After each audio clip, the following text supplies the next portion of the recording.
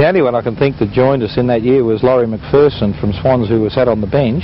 Basically, it had been a gradual build-up from the last grand final. We'd lost basically in under, I think it was 70, and then we gradually developed young players and then got beaten in 71.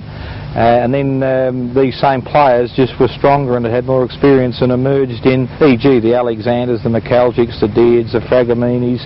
Young Robert Armanasco was a young boy in his first season. But basically it was just a natural progression. Right, in view of the fact that there were so many grand final losses prior to that, what was your training methods that year? Did you change them at all to try and get that elusive premiership? No, I think we went through the basic miles in your legs, which is the philosophy of mine then and still now, and then with a gradual increase in tempo and shortening of the distances and gaining for speed. And then as the season progressed, we moved to Hale School and trained there because the surface was a lot harder and faster, and Perth Oval has a tendency to be a little spongy in some areas, and we felt that we just concentrated on pace. And Claremont most probably were the best side throughout the year, but they declared all their tricks before the season concluded, and I think that helped us.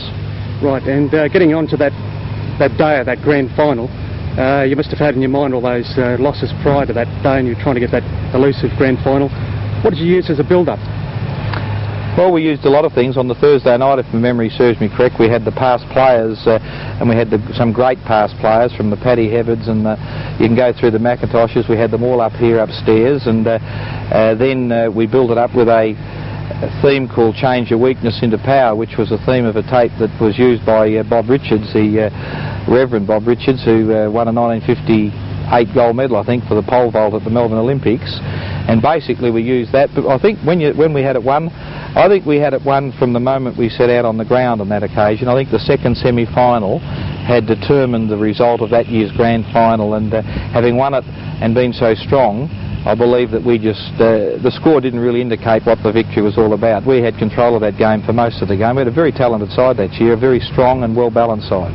Right, well, the question that comes to mind from that comment is, when did you feel you had the game won?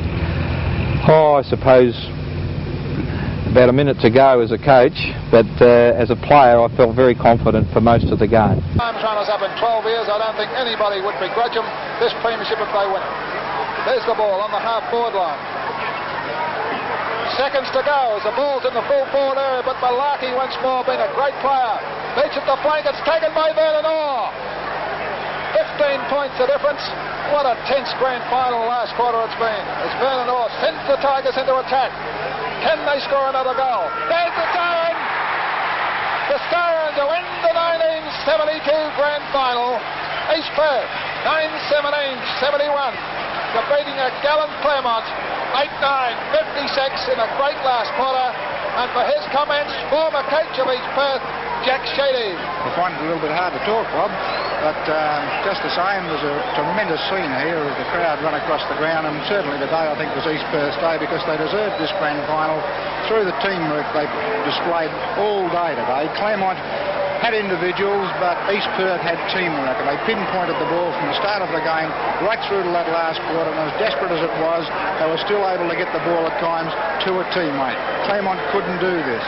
They were haphazard in their attacks, they were spasmodic in their kicking to players, and I would like to single out some of these Perth players, but I don't think that should be the thing to do, because today, as I say, teamwork won them this grand final. That was a great crowd here, 44,000, thoroughly enjoying it, and there's a very victorious and happy Malcolm Brown.